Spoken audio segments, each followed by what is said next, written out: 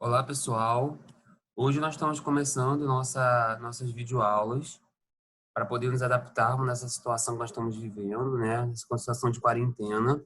Então, a minha intenção com esse vídeo de hoje é poder dar uma refrescada, retomar alguns princípios básicos, né? Alguns elementos norteadores da nossa disciplina. Esses elementos nós começamos a conversar na nossa última aula presencial lá na PUC, e nesse vídeo eu gostaria de dar uma retomada para a gente poder consolidar a nossa base de conhecimento e a partir de hoje, né, para que possamos avançar na discussão de sensação e percepção, certo? A gente sabe que a psicologia ela é considerada um campo bastante heterogêneo, né? Ela é quase como um grande arquipélago de conhecimento em que nós temos diferentes ilhas que podem discutir sobre cognição, sobre a mente, né? Sobre o funcionamento do comportamento humano, é que não necessariamente essas ilhas elas têm uma sobreposição, mas elas têm visões diferentes, visões distintas de como o ser humano funciona. No nosso campo, né, da sensação e percepção, ou melhor, dos processos psicológicos básicos, a nossa grande ancoragem, a nossa grande ilha que nos dá ferramentas teóricas, nos dá suporte para poder entender melhor esse funcionamento, é a psicologia cognitiva. A psicologia cognitiva, ela surgiu como como um recurso, né, como um avanço nos últimos anos para que possamos entender a partir de alguns outros referenciais, como a ciência positivista, o olhar darwinista, até o sistema de processamento da informação, sobre como a mente pode estar funcionando. Então, para que a gente possa desenvolver, para que a gente possa entender melhor esse funcionamento, a nossa disciplina ela vai passar por alguns temas, tá? Desde os conceitos, sensação e percepção, né, que é a nossa ideia de hoje, né, poder diferenciar, poder dar a nossa base teórica de onde nós estamos falando, desde outros temas também, como psicofísica, transdução sensorial, processamento e modalidades sensoriais, que são os sentidos humanos, tato, olfato, paladar, visão e audição. As áreas cerebrais, né, as áreas corticais relacionadas com essas funções, os limiares perceptivos, lei de Weber, Fechner, Stevens, são leis importantes para a gente poder entender a relação da nossa cognição com a apreensão e compreensão dos objetos que existem no mundo, e outros temas, como psicologia da Gestalt, ilusões, tipos de atenção, a consciência e alguns quadros patológicos também relacionados com essa temática. E a nossa bibliografia, que eu estou utilizando nessa disciplina, são 3 livros básicos, né? Sensação e Percepção, do Schiffman, que é um livro clássico nessa área, e 2 manuais de psicologia cognitiva, do Eysenck, do Kane, e um outro livro que também é bastante importante, que é do Steinberg, que é um grande manual de psicologia cognitiva, que também é bem importante. Porém, quem conseguiu pegar a apostila da Xerox, lá da engenharia, antes da PUC fechar, não precisa se preocupar, porque todo esse material que eu estou mostrando para vocês, essas bibliografias, já constam nessa apostila. A apostila é uma coletânea dos principais capítulos desses livros. Os capítulos nós vamos utilizar para poder seguir a nossa disciplina. Quem não conseguiu ter acesso a Xerox, não se preocupa, porque eu vou digitalizar, né, os capítulos aos poucos da nossa apostila e vou deixar disponível no Moodle. Então é importante vocês ficarem atentos no Moodle, que todo o material vai estar lá. Desde os links para os vídeos, né? Esse, por exemplo, local, apesar de estar na plataforma do YouTube, o link vai estar no Moodle. E além do link do vídeo no Moodle, vocês vão ter também um fórum de discussão para poder tirar dúvidas, né? Fazer perguntas sobre os vídeos, sobre a matéria, ou dúvidas sobre o texto também. Lá teremos algumas perguntas, alguns exercícios e alguns textos básicos, além dos slides também, tá bom? Então, como eu estava comentando com vocês, a psicologia cognitiva, ela é esse grande campo, né, da psicologia que tem como proposta entender o funcionamento da mente humana. A psicologia cognitiva, ela teve um grande avanço na década de 50 com a criação dos computadores, da inteligência artificial, ou do sistema de processamento da informação. O sistema de processamento da informação, ele facilita na medida que consegue trazer para a gente possibilidades ou analogias de como pode funcionar um sistema de organização de informações como a mente humana. Então, a gente tem mais analogias, né, alguns modelos de como nós podemos receber informações no ambiente, ser um input de informações, como a gente consegue sintetizar, organizar, processar, se for necessário armazenar essa informação que a gente recebe do ambiente, esse input sensorial ou input de dados do ambiente, da realidade, e como nós podemos evocar essas informações também, como necessário. E essa evocação da informação nos auxilia desde a memória, para poder lembrar meu nome, ter minha personalidade, minhas preferências, auxilia também na tomada de decisão, na inteligência, na adaptação no meio como um todo. Então, a psicologia cognitiva, a partir dessa analogia, né, com o sistema de processamento da informação, ela consegue nos dar ferramentas de como a mente funciona. Eu trouxe para vocês um exemplo, tá, de como a nossa mente funciona e como os processos cognitivos que a psicologia cognitiva se desdobra a investigar podem ser tão importantes para a gente e para nossa interação e adaptação do dia a dia. Esse vídeo que eu vou mostrar para vocês desse caso é um caso de uma senhora, né, que teve um comprometimento no sistema nervoso e a partir disso ela começou a perder a sua memória, que é uma função cognitiva também. E a gente já vê as consequências que isso teve na vida dela.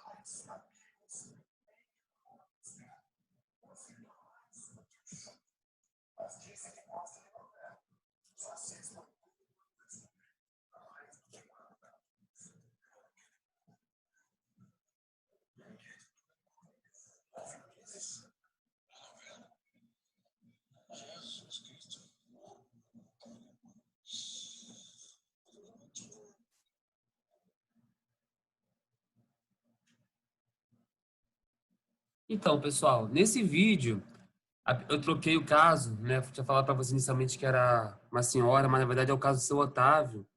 E esse caso ele ilustra perfeitamente para a gente como que uma falha na função cognitiva, nesse caso a memória, consegue ter impactos tão grandes na nossa vida, né? Desde a sua funcionalidade, por exemplo, sua independência, como também a sua vida afetiva, né? A sua interação social, sua relação com o filho, com a sua esposa.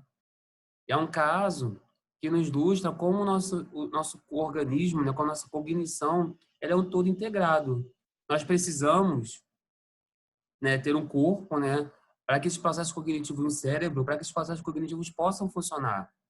Então, é bem interessante que a gente, fazendo a metáfora com o sistema de processamento da informação, a gente faz uma analogia como se fosse um hardware, ou a placa-mãe de um computador. A parte física, ela precisa estar intacta para que os softwares, né, que são os Excel, Word, PowerPoint, programas, no nosso caso, a nossa mente, seria a nossa memória, a nossa atenção, a nossa percepção, nossa inteligência, possam funcionar.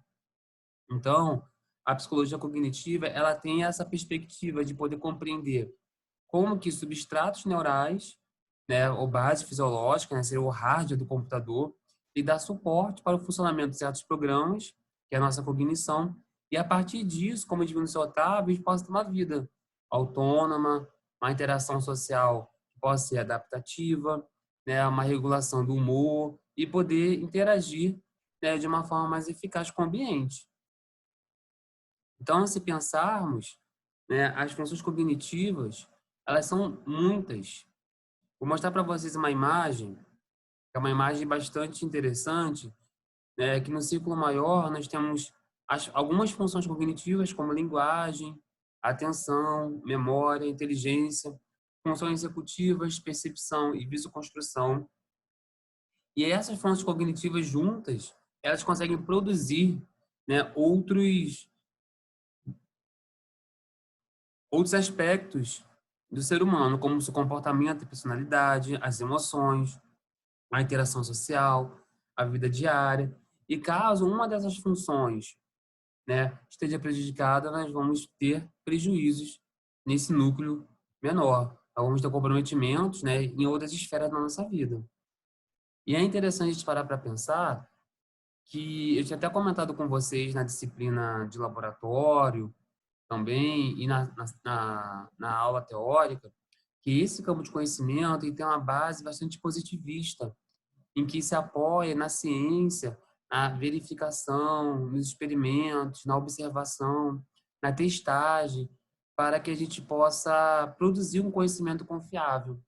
Então, né, é muito comum, nós vemos pesquisa nesse campo, além do suporte da base teórica, né, de um sistema que processa informações, a gente tem um olhar que a produção do conhecimento nesse campo é se dá através de pesquisas, especialmente de cunho quantitativo, né, com dados, análises, experimentos, pesquisas, né, que possam dar dados concretos sobre o funcionamento da cognição e, a partir disso, para que possamos criar teorias e fazer de ferramenta de intervenção, assim como, né, tem sido feito intervenções com o próprio seu Otávio, né, em termos de memória, estimulação da memória e a reabilitação da memória, certo? No nosso caso, como a gente pode observar nessa disciplina, nós temos aqui, né, a percepção, está nesse quadro aqui, qual tem a nossa disciplina, e nós temos outros temas também que estão nesse quadro, que nós vamos falar nesse semestre, que é a própria atenção e a visoconstrução, que são, então, funções cognitivas relacionadas com a nossa senso-percepção.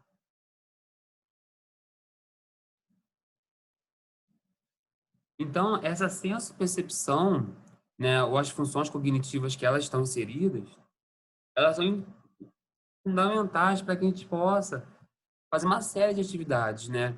Desde poder interagir, provar alimentos, desenvolver raciocínio lógico, como um jogo de xadrez, ter lembranças do casamento, ou ter lembranças, ter conhecimento sobre o mundo, como um mapa mundi de capitais, dos estados brasileiros, né? Estabelecer amizades, ter hobbies e até mesmo conhecimento de si, né? O nosso conhecimento do nosso próprio self, quem nós somos, nossas lembranças, nossa personalidade, nossas preferências.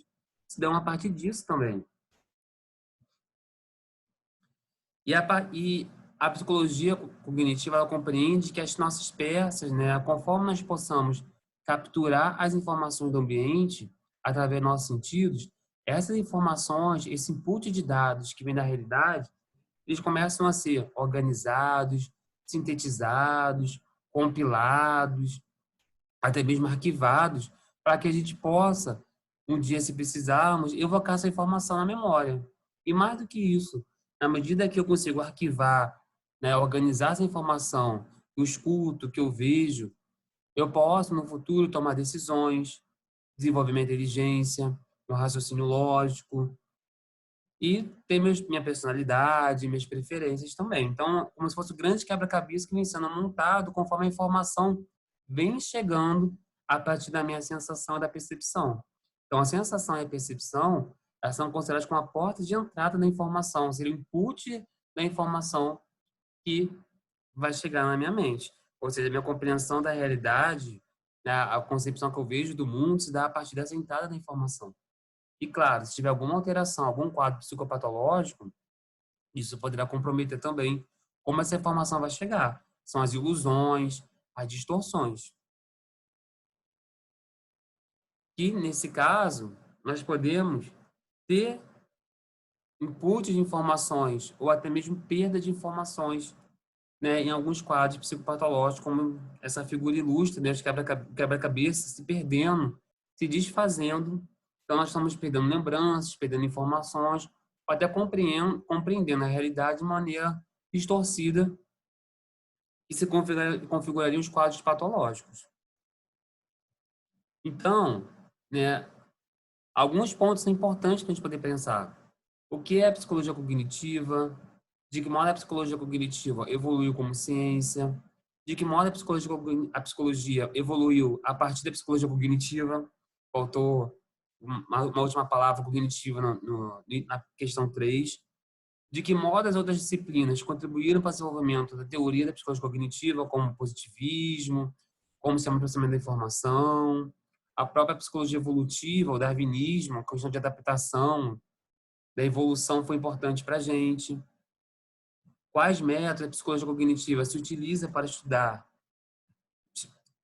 a maneira como as pessoas pensam e quais são as questões atuais da psicologia cognitiva e os vários campos que estão inseridos nela. São temas que nós vamos ver, né, na aula de hoje, nas próximas aulas. Então, se a gente pegar uma definição da psicologia cognitiva, ela seria o estudo de como as pessoas percebem, aprendem, lembram-se e pensam sobre a informação. Então, nós estamos falando aí de uma série de processos, de perceber, de captar, né? Estar aberto para poder receber a informação, aprender, né? Seria, né, armazenar, arquivar essa informação que vem chegando, você poder evocar, se lembrar e até mesmo processar, pensar, organizar essa informação. Então, a psicologia cognitiva, como eu, né, venho falando para vocês, ela se debruça nesse campo, né? Entender esses processos e quando alguns quadros psicopatológicos e processos estão alterados, o que acontece com o comportamento, com o funcionamento da pessoa.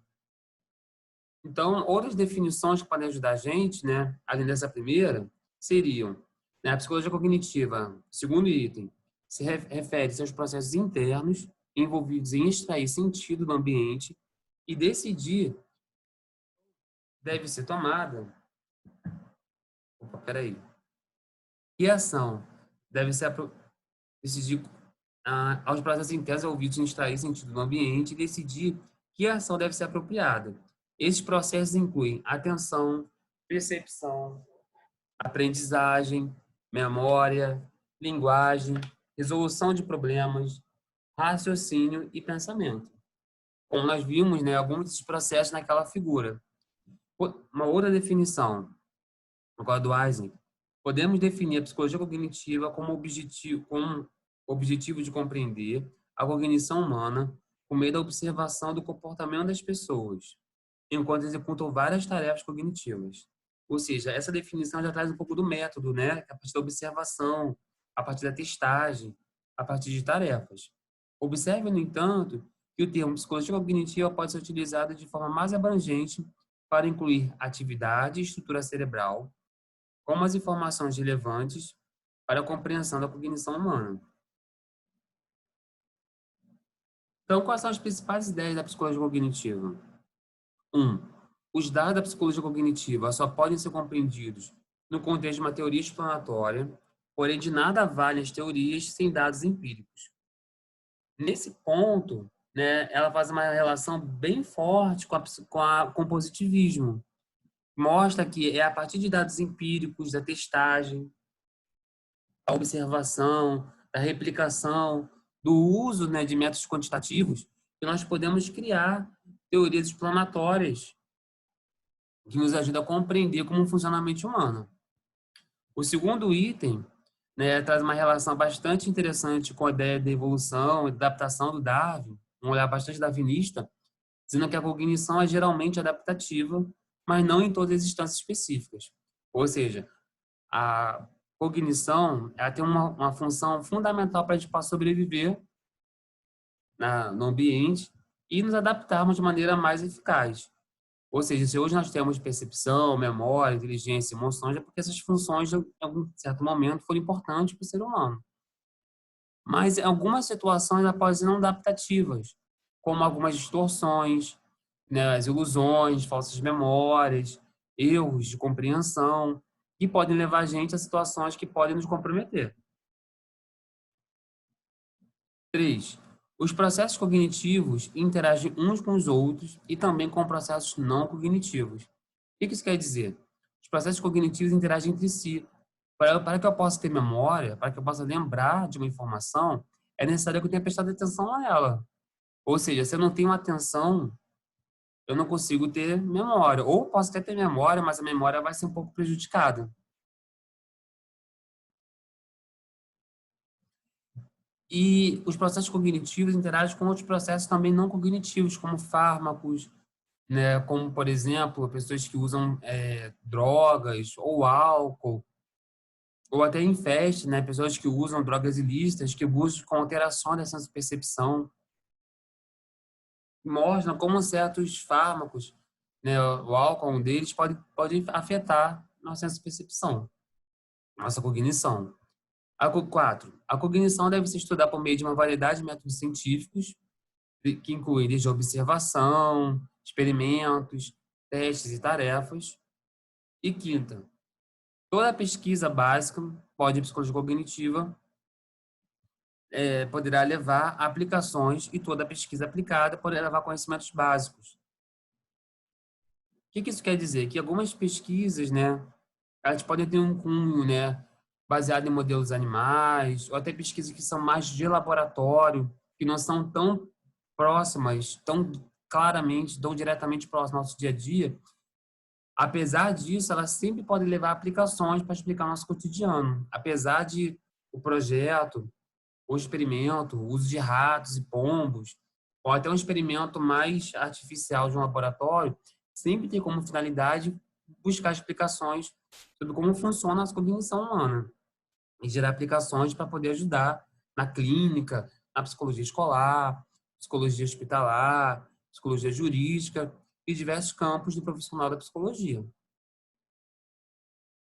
Então, a psicologia cognitiva, a gente compreende que ela tem 4 grandes abordagens.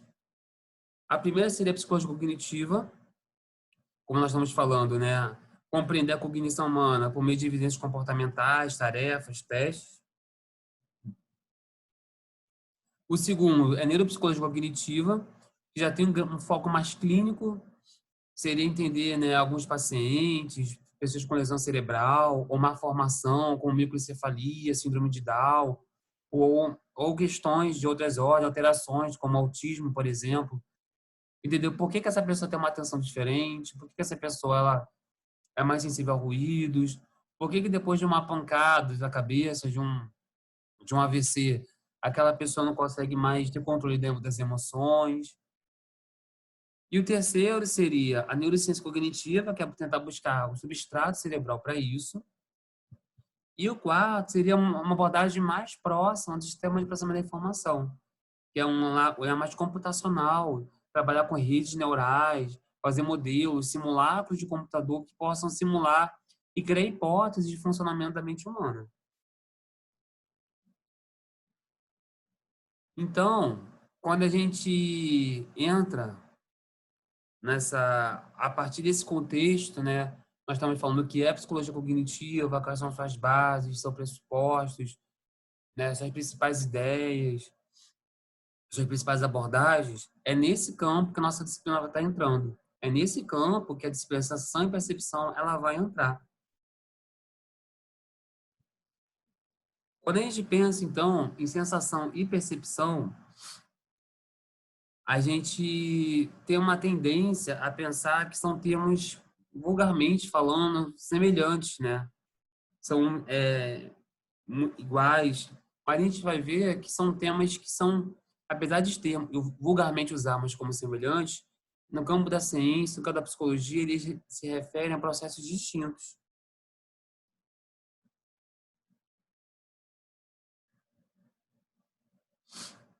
E a senso-percepção é tão importante no nosso dia a dia que a gente pode ver que muitas expressões, muitos termos que a gente usa, né, para explicar nosso estado emocional, o que nós estamos pensando, o que nós estamos compreendendo da situação, nós usamos, nos referimos à senso-percepção, mesmo que a gente nem tenha ciência disso. Como, por exemplo, coloquei aqui para vocês na tela, alguma vez já lhe disseram que você não enxerga um palmo na frente do seu nariz? Ou seja, você não consegue compreender, não consegue perceber as coisas? Você vê a árvore, mas não enxerga a floresta? O que os olhos não veem e o coração não sente? Quais sons e cores são mais prontamente percebidos em sinais de perigo? O vermelho, amarelo e verde seriam, de fato, as melhores cores para um semáforo? Será que a percepção de profundidade é inata? Então, tem algumas questões, algumas reflexões, desde frases, expressões do cotidiano, né, ou até algumas perguntas mais de curiosidade, né, nossa situação no nosso dia a dia, como semáforo, por exemplo, que nos traz a importância dessa percepção. Mesmo que vulgarmente a gente não estejamos atentos a isso, até porque a senso-percepção é algo muito inato, né? A gente abre o olho, a gente, desde a vida intrauterina, nós podemos escutar sons, né? As suas alterações, né, os seus distúrbios, são bastante delicados e importantes para a gente poder entender na psicologia. Outras perguntas. De que forma padrões de energia física, quando um assenta aí, afetam nossos receptores sensoriais? Como será que isso ocorre? De que maneira toda a informação do nosso ambiente físico chega em nossa mente? Quão próxima será a correspondência verdadeira entre o mundo físico e o mundo subjetivo criado por nossos sentidos? Estou dando questões aqui até de ordem filosófica, né? De que forma os padrões de energia física, né, as ondas sonoras, as ondas luminosas, né, elas conseguem chegar à nossa mente? Como essa informação ela consegue ser processada, ser organizada para que a gente possa ter sentido, compreender a própria realidade que nós estamos inseridos, ter a consciência de onde estou, né, nesse exato momento, do que eu estou sentindo, só se dá a partir da leitura que eu tenho do ambiente e a leitura que eu tenho de mim mesmo. E a pergunta final, uma pergunta bastante interessante: quão próximo será a correspondência verdadeira entre aquilo que meus sentidos captam da realidade e aquilo que a realidade realmente é? Será que o mundo subjetivo que meus sentidos conseguem captar é a leitura fiel de como o mundo é? Ou é aquilo que é possível que a minha máquina da retina, a minha máquina auditiva consegue captar? É uma discussão importante para a gente poder parar para pensar. Então, ficam algumas discussões, algumas reflexões. Olha, ainda que o nosso conhecimento do mundo dependa dos sentidos, é importante reconhecer que o mundo criado por eles nem sempre corresponde exatamente à realidade física, pois certas fontes de informação sensorial muitas vezes nos induzem a erros e distorções sistemáticas, que desvirtuam a representação fiel do mundo. E a compreensão de como nos tornamos conscientes do nosso ambiente físico e da relação entre o mundo exterior e a nossa experiência consciente lança, então, para nós psicólogos, desafios fundamentais para que possamos estudar a sensação e percepção. Então, qual é a importância, né, a relevância de estudarmos esse tema? A sua importância para conhecermos nós mesmos e o ambiente, ou seja, na medida que eu consigo estudar como a gente consegue compreender, receber, né, captar a realidade e fazer uma leitura de mim é fundamental para entender quem nós somos, como nós damos sentido à nossa experiência. E a nossa consciência da realidade exterior é primariamente um produto da sensação e percepção. Nossos sentidos funcionam como um único detector de energia e substâncias químicas que emanam do ambiente, sendo por essa base que avaliamos a realidade ambiental. 2. A nossa relação com o mundo é mediada por instrumentos que manipulam nossos sistemas sensoriais. Entender como ocorre essa relação poderá nos facilitar a se adaptar e viver no mundo. 3. Estudar os efeitos do envelhecimento e das lesões na percepção, ou seja, a gente sabe, ao longo do nosso ciclo de desenvolvimento, nós temos alterações na senso percepção. Um exemplo, não é à toa que a gente sabe que os idosos, eles têm uma sensação térmica um pouco diferenciada, né? É comum a gente ver, né, aquela senhora, aquela idosa com seu casaco, mesmo em dia que aparentemente nós não estamos sentindo tanto frio, mas que a senso-percepção dela, especial a percepção térmica, pode estar alterada decorrente do envelhecimento. E também nós podemos pensar algumas alterações de lesões, traumatismos, AVC, ou até outros quadros clínicos, como TDAH, que é o déficit de atenção, e como isso impacta na escola, no dia a dia, na vida das pessoas. 4. Entender como funcionam as disfunções sensoriais, tais como as alucinações, né, que estão presentes em quadros de esquizofrenia, em quadros também de alterações por drogas ilícitas, ou psicofármacos, por exemplo. E para que a gente possa entrar um pouquinho mais nesse ponto, fica uma reflexão. Muitas pessoas não se dão conta de que a percepção é um problema. Percebemos o mundo com tão pouco esforço e de forma tão contínua que tomam o mecanismo como coisa certa. A percepção é o mais negligenciado de todos os problemas importantes da ciência. Isso pode acontecer porque ela é o problema mais difícil de todos eles. É o mais naturalizado, né? Como desde a vida intrauterina, os sentidos já são algo tão inato para a gente, tão dado, tão fácil. As suas alterações, seus distúrbios são uma grande enigma para a psicologia, para a gente compreender a nossa experiência e a realidade humana.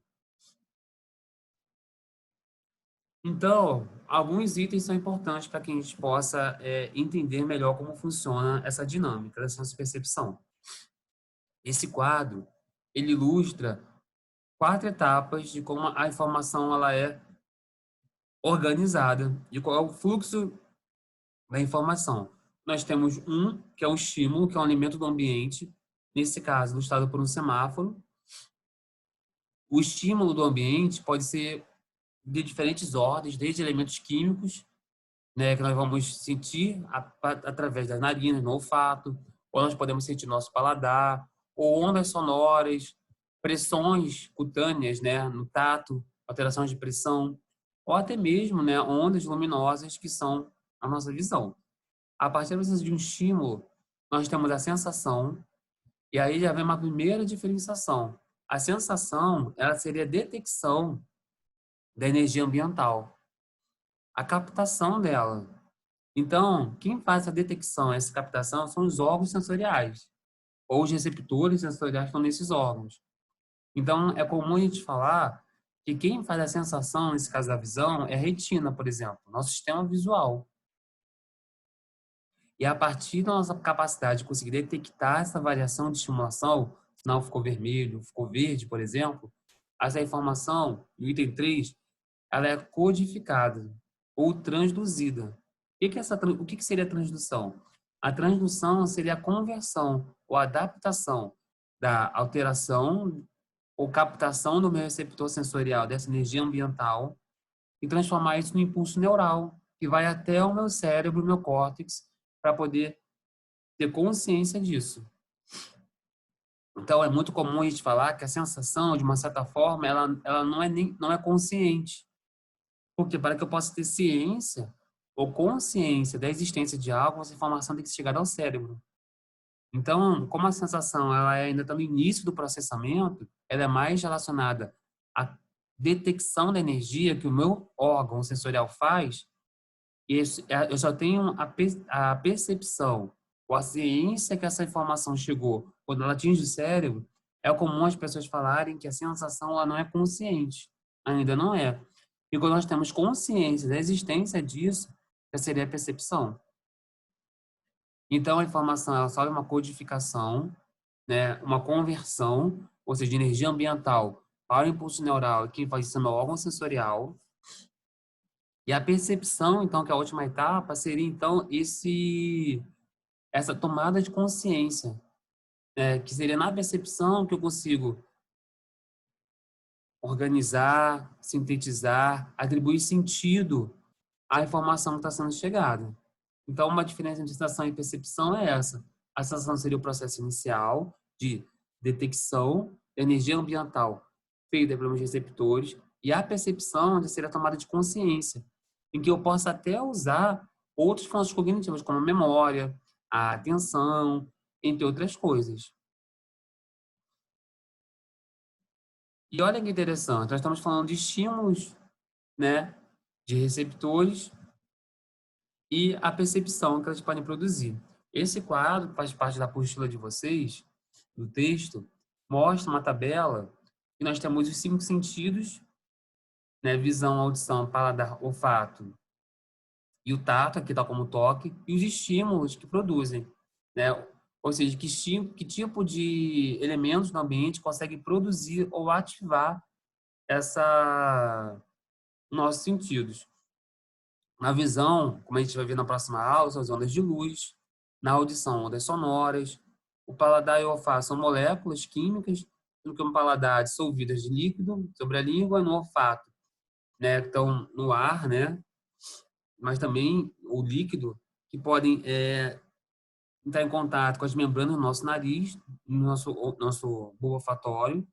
E o toque, né, que está na nossa derme, na nossa pele, que consegue perceber ou detectar variações de pressão.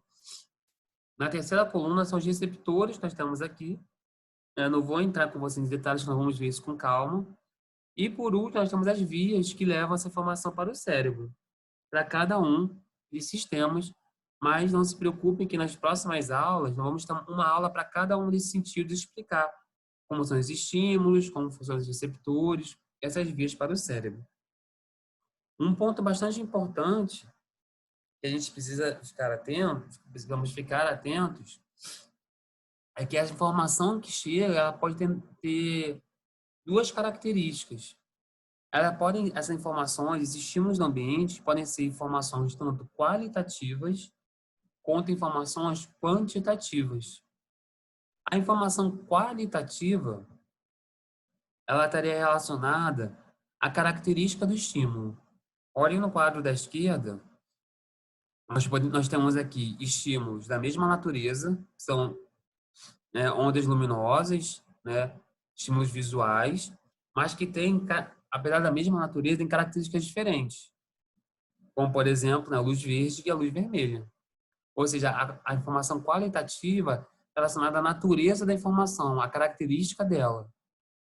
E já do lado direito, nós temos a informação quantitativa. Quantidade, né, é número. Né? A informação quantitativa diz respeito à frequência em que aquele estímulo aparece, né, em um determinado período de tempo. A gente pode ver nesse quadro da direita dois lados, né, uma subdivisão, um lado com baixa frequência, né, poucos traços vermelhos, no outro lado com bastante frequência, né, que é um lado com bastante traços vermelhos. Então, é interessante a gente perceber que esses estímulos eles podem não só ter diferentes aspectos, né, dependendo da modalidade sensorial, mas dentro da modalidade sensorial tem informações qualitativas que me ajudam a discriminar se isso é um choro de criança ou uma buzina de carro, né, a característica desse estímulo, como também a quantidade, a frequência com que isso está sendo apresentado. Um ponto muito importante para a gente poder entender essa relação de detecção da, da nossa sensação, como a nossa sensação consegue detectar o estímulo ambiental, é o conceito de limiar. O limiar, né, como consegue mostrar aqui nessa figura, nós temos aqui no eixo Y, né, uma escala de detecção do estímulo, precisão, quando a gente consegue ter ciência, quando nosso órgão sensorial consegue detectar, desculpa, e aqui a intensidade do estímulo. É muito interessante, pode observar que o estímulo, se ele for muito baixo, ele não consegue ainda ser detectado. Nesse caso, nessa ilustração, tá? Para que ele possa ser detectado, ele tem que ter uma intensidade específica, tá? Para poder atingir, né, esse percentual de precisão, que nesse caso é a sua detecção. Então, nesse caso, o limiar, a própria palavra limiar, ela se refere à quantidade mínima de intensidade que o estímulo tem que ter para poder ser detectado. Então, não é qualquer onda sonora. Por exemplo, a gente sabe que o ser humano, em média, consegue ouvir, né, estímulos sonoros a partir de 10 decibéis. Abaixo disso, ele está abaixo do limiar da audição humana. Um cachorro, por exemplo, tem um limiar mais baixo. Sons ou frequências abaixo de 10 decibéis, um cachorro consegue escutar, mas o ser humano não. Então, para que nosso receptor sensorial ele possa detectar essa variação do ambiente, essa variação do ambiente tem uma quantidade mínima para poder ativar esse receptor sensorial. E caso contrário, vai passar despercebido. Esse quadro ele consegue ilustrar para a gente como funciona essa dinâmica. Nós temos aqui alguns limiares, quantidade mínima, né, que o estímulo tem que ter para que nossos sentidos consigam pegar. Né? Vamos supor, no paladar, a gente consegue detectar uma colher de chá de açúcar diluída em 7,5 litros de água.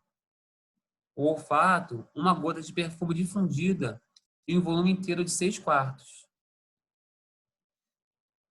O toque, né, a gente consegue sentir a asa de uma mosca, que é muito leve, né, causa uma pressão quase nula, né, em termos de peso na nossa bochecha, a uma distância de 0,1 centímetro. A audição, o tique de um relógio a 6 metros em condições de silêncio. E visão, a chama de uma vela vista a 48 quilômetros em uma noite escura e límpida. Alguns limiares aí eu acho bem delicados, né? Muito situações muito específicas, uma pessoa que tem uma percepção muito aguçada.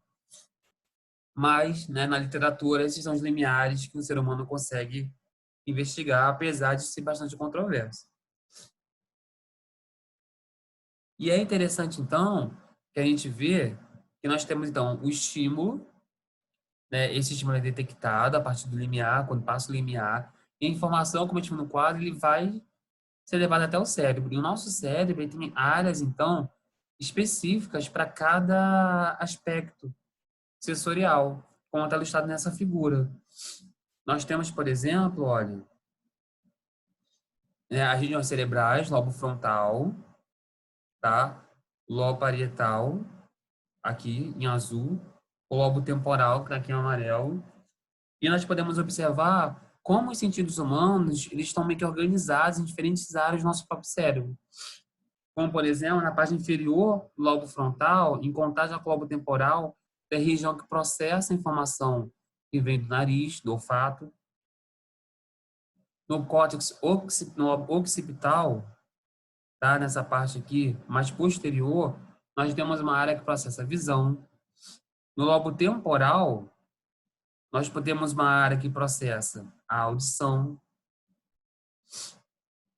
Nós temos aqui também numa área de confluência, né, em lobo temporal, lobo frontal, uma área que processa o paladar. E aqui, entre o lobo parietal e o lobo frontal, nós temos uma área que detecta, né, que consegue processar, desculpa, a informação que vem do tato.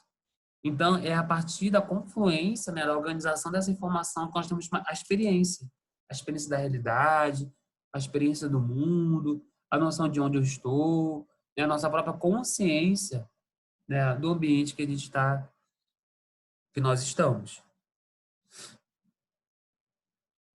Então, na aula de hoje, né, eu dei uma recapitulada, eu fiz uma introdução